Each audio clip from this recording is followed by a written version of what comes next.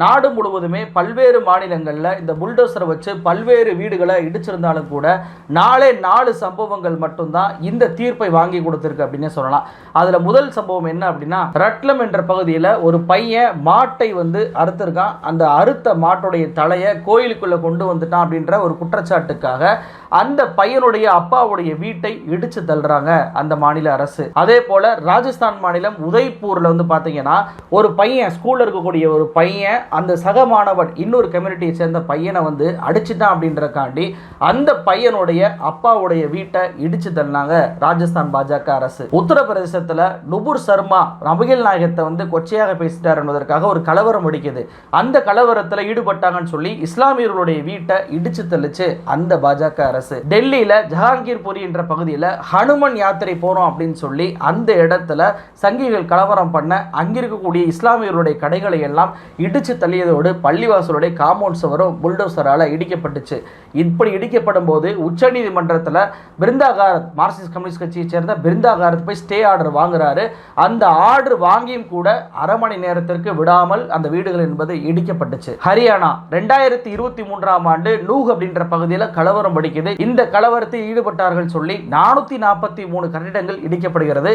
இதில் பாதிக்கப்பட்டவர்கள் பார்த்தீங்கன்னா 356 பேர். இதில் 283 பேர் முஸ்லிம்களாக இருக்கிறாங்க, மற்ற அனைவருமே இந்துக்களாக இருக்கிறாங்க. அப்போ பாஜக இங்கே புல்டோசரை கொண்டு இடிப்பது என்பது வெறுமன இஸ்லாமியர்களுக்கு எதிராக மட்டுமல்ல, ஒடுக்கப்பட்ட மக்களாகட்டும், இன்ன பிற ஓபிசி சமூகத்தை சேர்ந்த மக்களாகட்டும், இவர்களுடைய வீடுகள் தான் குறிவிக்கப்பட்டு இடிக்கப்பட்டு வந்துச்சு. இந்த 4 சம்பவமே நடந்தது பார்த்தீங்கன்னா 2022க்கு அப்புறம் தான். இந்த 2022லேயே இந்த போன்ற வழக்குகள் உச்சநீதிமன்றத்தில் தொடுக்கப்படுது. இந்த வழக்கு என்பதும் பல்வேறு நாளில் பெண்டிங்ல இருந்துச்சு. இந்த வழக்கு பெண்டிங்ல இருக்கும் போதே இந்த வழக்கை justice B.R.. Gavai, KV. Viswanathan 2 பேருமே விசாரிக்கும் போது நாடு முழுவதுமே இப்படி இடிப்பதை தடுப்பதற்கு ஒரு பேன் இந்தியா கைட்லைனை நம்ம உருவாக்கி ஆகணும் அப்படின்னு சொல்லி ஒரு அறிவிப்பை பண்றாங்க. உச்சநீதிமன்றம் இப்படிப்பட்ட அறிவிப்பை கொடுத்த பின்பும் கூட பாஜக ஆளக்கூடிய மாநிலங்களில் தொடர்ச்சியாக புல்டோசரை வச்சு இடிக்கக்கூடிய சம்பவம் என்பது நடந்துகிட்டே தான் இருந்துச்சு. ஏன் நம்மளுடைய பிரதமர் மோடி கூட பார்த்தீங்க அப்படின்னா புல்டோசரை எப்படி பயன்படுத்த வேண்டும் என்று யோகி அதை பார்த்து கற்றுக்கிறணும் அப்படின்ற ஸ்டேட்மெண்ட்டை எல்லாம் இந்த உச்சநீதிமன்ற நீதிபதிகள் கொடுத்த அந்த ஸ்டேட்மெண்ட்டுக்கு பின்பு தான் கொடுக்கப்பட்டாங்க.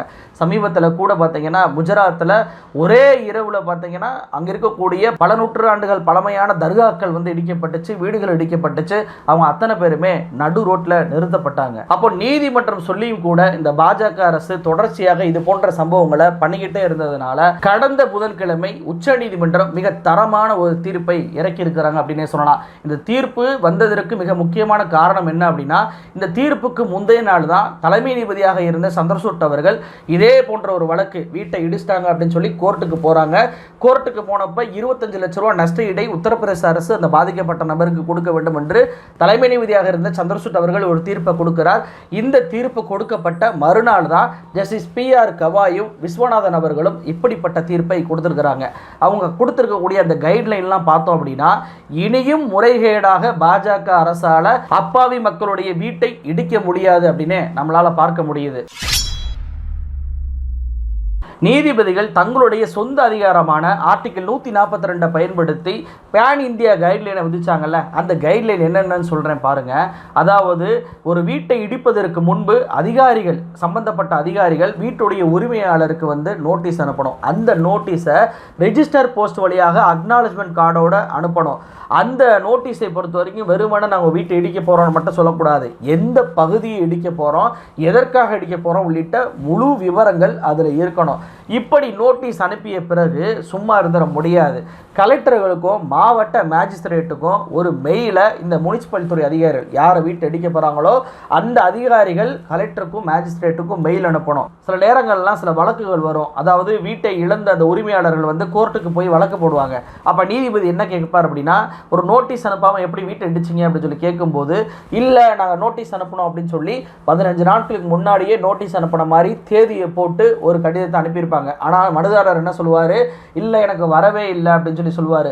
உங்களுக்கு வரலன்னா என்ன, டாக்குமெண்ட் படி நாங்கள் 15 நாளைக்கு முன்னாடியே தேதி போட்டு அனுப்பியிருக்கோம் பாருங்கள் அப்படின்னு சொல்லி நீதிபதிகள்கிட்ட சரண்டர் பண்ணக்கூடிய எல்லா வேலைகளையுமே இந்த பாஜக அரசு ஈடுபட்டாங்க. ஆனால் இதற்கு ஆப்பு வைக்கும் விதமாக இப்படி முன் தேதியிட்டு அனுப்பி எஸ்கேப் ஆகுறாங்க அப்படின்றதுக்காக ஆப்பு வைக்கும் விதமாக நீதிபதி என்ன தெரியுமா பண்ணியிருக்கிறாரு, இந்த கலெக்டருக்கும் மேஜிஸ்ட்ரேட்டுக்கும் மெயில் அனுப்பும் போது மறுபடி கலெக்டர் ஆஃபீஸ்ல இருந்தும் மேஜிஸ்ட்ரேட் ஆஃபீஸ்ல இருந்தும் ஆட்டோ ஜெனரேட்டர் ரிப்ளைல மெயில் அனுப்ப வேண்டும் என்று ஒரு உத்தரவை போட்டிருக்கிறார். இப்படி பண்ணிட்டோம் அப்படின்னா பின் தேதியிட்டுலாம் இனிமே ஒன்றிய பாஜக அரசால எதுவுமே பண்ண முடியாது, மாட்டிப்பாங்க. இது போக அந்த கலெக்டர் ஆஃபீஸ்லையும் டிஸ்ட்ரிக்ட் மேஜிஸ்ட்ரேட்லையும் ஒரு நோடல் ஆஃபீஸரை நியமனம் பண்ணணும். இந்த நோடல் ஆஃபீஸர் ஒரு மெயிலை இதற்காகவே ஓபன் பண்ணி சம்பந்தப்பட்ட முனிசிபல் துறை அதிகாரிகள்கிட்ட தொடர்ச்சியாக கம்யூனிகேஷன் பண்ணிக்கிட்டே இருக்கணும். இந்த கேப்ல வந்து பாத்தீங்க அப்படின்னா முனிசிபல் துறை அதிகாரிகள் வீட்டுடைய உரிமையாளரை கூப்பிட்டு பல்வேறு விளக்கங்களை கேட்க வேண்டும். இதெல்லாம் மினிட் புக்ல விவரமாக பதிவு செய்ய வேண்டும்.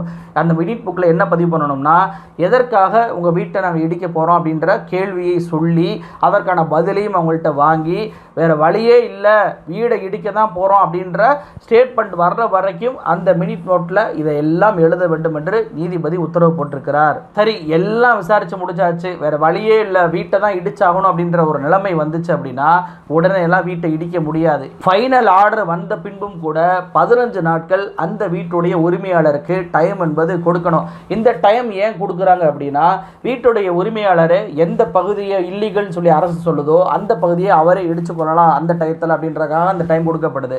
இன்னொரு பக்கம் இல்லை நான் சரியாக தான் வீடை கட்டியிருக்கேன், நான் எந்த ஆக்கிரமிப்பு பண்ணலை அப்படின்னு சொல்லி வீட்டுடைய உரிமையாளர் நினைச்சார் அப்படின்னா கோர்ட்டுக்கு உடனே ஸ்டே ஆர்டர் வாங்குவதற்கு அந்த 15 நாட்களை பயன்படுத்திக் கொள்ளலாம் என்று நீதிபதி உத்தரவு போட்டிருக்கிறார். அப்போ இந்த 15 நாட்கள் முடிந்த பின்பு ஒருவேளை அந்த வீட்டுடைய ஓனர் அந்த பகுதியை இடிக்கல, இல்லை ஒருவேளை கோர்ட் அந்த இதில் ஸ்டே ஆர்டர் கொடுக்கல அப்படின்ற பட்சத்தில் தான் வீட்டை இந்த அதிகாரிகள் இடிக்க வேண்டும்.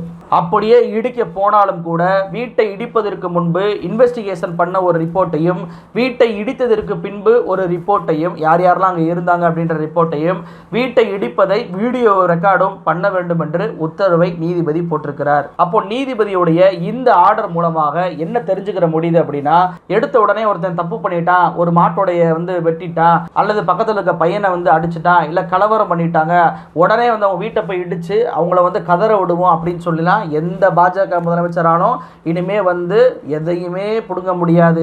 எந்த ஒரு புல்டோசர் மாமாவாகவும் மாற முடியாது, எந்த புல்டோசர் பாபாவாகவும் மாற முடியாது. சம்பந்தப்பட்ட எல்லா விஷயங்களையுமே மினிட் நோட்டில் ஏற்றணும், 15 நாள் நோட்டீஸ் அனுப்பணும், கலெக்டருக்கு மெயில் அனுப்பணும், அதுவும் ஆட்டோமேட்டிக் ரிப்ளை மெயிலாக அது இருக்கணும். பின் தேதி இட்டெல்லாம் எந்த நோட்டீஸிலுமே அனுப்ப முடியாது. அப்படியே வீட்டை இடிச்சு தான் ஆகணும்னாலும் 15 நாள் கேப் அந்த டைம் கொடுக்கணும் அப்படின்னு சொல்லிட்டு மிக தெளிவான பேன் இந்தியா கைட்லைனை நீதிபதிகள் PR கவாய் அவர்களும் விஸ்வநாதன் அவர்களும் தரமா கொடுத்துட்டாங்க அப்படின்னே சொல்லலாம். அப்ப இந்த அளவுக்கு பாஜக அரசுடைய பல்லை இந்த நீதிமன்றம் பிடுங்கியதற்கு மிக முக்கியமான காரணமாக பார்ப்பது என்ன அப்படின்னா 3 விஷயங்கள் தான். ஒன்று என்ன அப்படின்னா செப்பரேஷன் ஆஃப் பவர், அதாவது நிர்வாகத்துறைக்கும் நீதித்துறைக்கும் இடையே செப்பரேஷன் ஆஃப் பவரை அரசியலமைப்பு சட்டம் கொடுத்திருக்கிறது. ஒருவர் குற்றவாளி, அவர் குற்றவாளியா இல்லையா அப்படின்றத விசாரித்து தண்டனை கொடுக்கக்கூடிய இடத்தில் இருப்பது நிர்வாகத்துறை அல்ல, நீதித்துறை தான். அந்த நீதித்துறையுடைய அதிகாரத்தை நாங்கள் புல்டோசரை வச்சு உடனே போய் இடிப்போம் அப்படின்னு சொல்லி நிர்வாகத்துறை கையில் எடுப்பதை நாங்கள் பார்த்து கொண்டிருக்க முடியாது. ஒரு அதிகாரி பணி செய்கிறாரோ அல்லது பணி செய்யாமல் இருக்கிறாரோ ரெண்டுத்துக்குமே அவர் பதில் சொல்லி ஆகணும். சட்டத்தை கையில் எடுத்துக்கிட்டு நான் ஒரு ஜட்ஜு நினச்சிக்கிட்டு எந்த ஒரு முனிசிபல் அதிகாரியும் இது போன்ற வீட்டை போய் இடிச்சிங்க அப்படின்னா நீங்கள் தான் இதற்கு அக்கௌண்டபிளாக இருக்கணும், பதில் சொல்லியே ஆகணும் அப்படின்னு சொல்லி நீதிபதிகள் தரமான ஒரு பதிலை இதில் கொடுத்துருக்குறாங்க. ரெண்டாவது விஷயம், மக்களுடைய நம்பிக்கையும் வெளிப்படைத்தன்மையும் இருக்கணும் அப்படின்றதுக்காக. அதாவது எடுத்த உடனே இது போன்ற வீடுகளை இடிச்சிடுறாங்க, மக்கள் பாதிக்கப்படுறாங்க, சட்டத்தை கைகளில் இந்த பாஜக அரசு எடுத்துக்கிறது, அதிகாரிகள் எடுத்துக்கிறாங்க அப்படின்றத தடுக்கும் விதமாக தான் ஒரு வெளிப்படைத்தன்மை இருக்கணும். இது போன்ற நோட்டீஸ் அனுப்பணும், இது போன்ற முறையில் அனுப்பணும், இது போன்ற நாட்கள் இடைவெளி விடணும் அப்படின்ற கைட்லைன் விதிப்பதன் மூலமாக ஒரு டிரான்ஸ்பரன்சியை நீதிபதிகள் உருவாக்கி இருக்கிறாங்க. மூன்றாவது விஷயம், ரைட் டு ஷெல்டர். ஒரு மனிதனுக்கு வீடு என்பது அடிப்படை உரிமை அப்படின்னு சொல்லுது ஆர்டிகிள் 21. அந்த ஆர்டிகிள் 21 மீறும் விதமாக ஒரே நாளில் வீட்டை இடித்து அங்கே இருக்கக்கூடிய பெண்களையும் இளைஞர்களையும் குழந்தைகளையும் நடுத்தருவில் கத்த விடுறத பார்த்துக்கிட்டுலாம் எங்களால் சும்மா இருக்க முடியாது அப்படின்னு சொல்லி நீதிபதிகள் தங்களுடைய ஜட்ஜ்மெண்ட்டில் சொல்லியிருக்கிறாங்க. அப்போ இந்த 3 விஷயத்திற்காக தான் இப்படிப்பட்ட ஒரு பேன் இந்தியா கைட்லைனை நீதிபதிகள் கொடுத்துருக்குறாங்க. இந்தியாவில் இதுவரைக்கும் புல்டோசரால் பல்வேறு வீடுகளும் கடைகளும் இடிக்கப்பட்டு மக்கள் பலரும் நடுத்தருவில் நின்றுக்கிட்டு இருப்பது நம்ம எல்லோருக்குமே தெரியும். இவ்வளவு ஏன், உத்தரகண்டில் 41 தொழிலாளர்கள் சுரங்கத்தில் சிக்கிக்கிட்டாங்க. அந்த தொழிலாளர்களை மீட்ட ஒருவருடைய வீட்டை கூட டெல்லியில் வச்சு இடித்தாங்க இந்த பாஜக. அப்புறம் அவர் தான் அந்த வீட்டுடைய உரிமையாளர் தெரிஞ்ச உடனே, இல்லை நாங்கள் வேறு இடத்துல உங்களுக்கு வீடு கட்டி தரோம் அப்படின்னு சொல்லிட்டு பயந்து கொண்டு அவர்கிட்ட கெஞ்சினதெல்லாம் நம்ம பார்த்தோம். அவர் தன்னுடைய குழந்தைகளையும் பெண்களையும் இடிஞ்ச இடிபாடு வீட்டுக்கு மேலே அமர்ந்திருக்கும் அந்த ஃபோட்டோ என்பது மிகப்பெரிய அளவில் வைரலாச்சு. அவர் வேற யாரும் இல்லை, வக்கீல் ஹசன் தான். அப்படி நாட்டு மக்களுக்காக உழைக்கக்கூடிய மக்களாக இருந்தாலுமே அவருடைய வீட்டை நாங்கள் சும்மா விடமாட்டோம் அப்படின்றதான் பாஜக கொடுக்கக்கூடிய ஸ்டேட்மெண்ட்டாக இருக்கு. இப்படி சட்டத்தை தங்களுடைய கையில் எடுத்துக்கிட்டு அப்பாவி மக்களை இடித்து அவங்கள நடுரோட்டில் நிறுத்துவதை தற்போதாவது உச்சநீதிமன்றம் தடுத்து நிறுத்தியிருக்கு அப்படின்றது தான் மிகப்பெரிய ஆறுதலான விஷயமா இருக்கு. இனியும் இது போன்ற நடவடிக்கைகள் நடந்தால் கண்டிப்பாக உச்சநீதிமன்றம் தடுத்து நிறுத்தும் அப்படின்ற நம்பிக்கை இருக்கு. இதில் இன்னொரு விஷயமே கவனிக்க வேண்டிய ஒரு விஷயமா இருக்கு.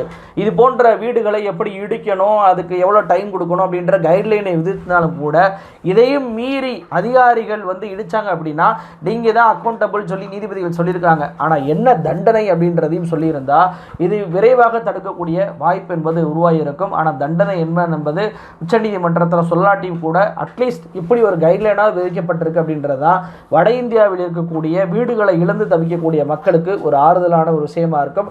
நீதி என்பது கிடைத்திருப்பதாகவும் அவங்க உணர்வாங்க.